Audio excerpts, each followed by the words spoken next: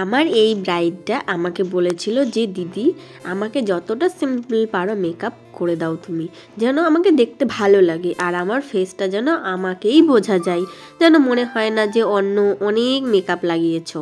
তো আমিও সেই মতো স্টার্ট করে দিয়েছি ওর মেকআপটা।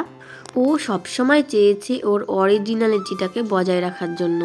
তো ওর সম্পর্কে বলি, ও খুবই একটা মিষ্টি মেয়ে।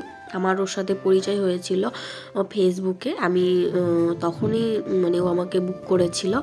আর দেখো আমি গল্প করতে করতে আমার এখানে আই মেকআপ কিন্তু কমপ্লিট হয়ে গেছে।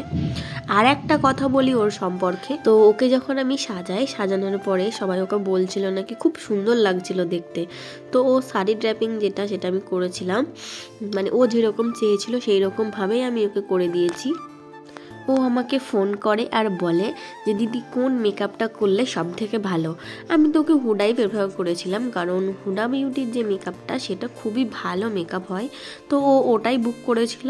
আর গল্প করতে করতে দেখো আমি এখানে ফেসের মানে হাই মেকআপ কমপ্লিট করে ফেলেছি। তারপরে আমি ময়শ্চারাইজারটা লাগিয়ে ভালোভাবে ব্লেন্ড করে মেকআপ স্টার্ট করে দিয়েছিলাম ওর। তো এখানে তারপর আমি করেছিলাম তোমার যে মানে প্রাইমারটা আমি ইউজ করেছিলাম কালার বারের প্রাইমার। এটা খুবই ভালো প্রাইমার। আর প্রাইমারটাকে আমি ভালোভাবে সেট করে এখানে আমি তোমার যে কালার কারেক্টিংটা স্টার্ট করে দিয়েছি। তো এটা আমি ভালোভাবে, আর কালার কারেক্টিংটা কিন্তু ভালোভাবে ব্লেন্ড করতে হবে। আর এটা সবসময় শুকনো স্পঞ্জে ব্লেন্ড করো, না হলে দাগগুলো আবার ভিজিবল হয়ে যাবে। তো তার জন্য আমি এখানে যে আমার শুকনো স্পঞ্জ আছে মানে ড্রাই স্পঞ্জ, সেটা দিয়ে আমি ভালোভাবে ব্লেন্ড করে নিয়েছিলাম।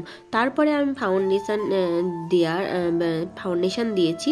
ফাউন্ডেশনটা দিয়ে আমি ভালোভাবে ব্লেন্ড করে নিয়েছি। আমি তো আগেই বলে দিয়েছি আমি কি ফাউন্ডেশন ইউজ করেছি এখানে। আর এই ফাউন্ডেশনটা কিন্তু খুবই ভালো। আর এখানে তারপরে আমি ফাউন্ডেশন দেওয়ার পরে ব্লেন্ড করে, আর ফাউন্ডেশন সবসময় কী করবে ওয়েট স্পঞ্জ ব্লেন্ড করবে, মানে ভেজা যে স্পঞ্জ সেই স্পঞ্জ দিয়ে ব্লেন্ড করবে তোমরা। তারপর ফাউন্ডেশন ব্লেন্ড করার পরে যেটা হয়, আমি কনসিলার করেছি। কনসিলিং করার পরে আমি কন্ট্রোলিং করেছিলাম ওর। আর আমি যেহেতু রিয়েল ব্রাইড মিনিমাম মেকআপ চেয়েছিল, আমি ওর মানে ক্রিম কন্ট্রোলটা করিনি। আর ওর ফেসটা অতটাও মোটা না। তারপরে কন্ট্রোলিংটা হয়তো ভিডিওতে নেওয়া হয়নি। কন্ট্রোলিং করে দেওয়ার পরে আমি ওখানে তোমার কাজল লিপস্টিক এগুলো পরিয়েছিলাম, এগুলো শর্ট নেওয়া হয়নি, তার জন্য অনেক দুঃখিত। তো তারপরে ওর লুকটা তোমরা দেখতে থাকো কেমন হয়।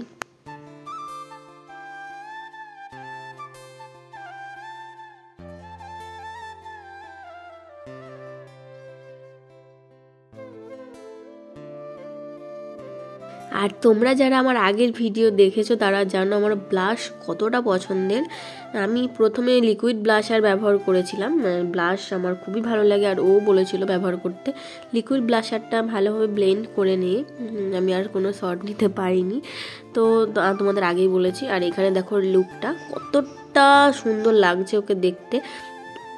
আর এখানে যে তোমার মানে ও তো মানে ভীষণ পছন্দ করছিল লুকটাকে, ভীষণ এক্সাইটেড ছিল মানে কেমন লাগবে দেখতে এটা নিয়ে। তো ওর সেটা আমি পূরণ করতে পেরেছি।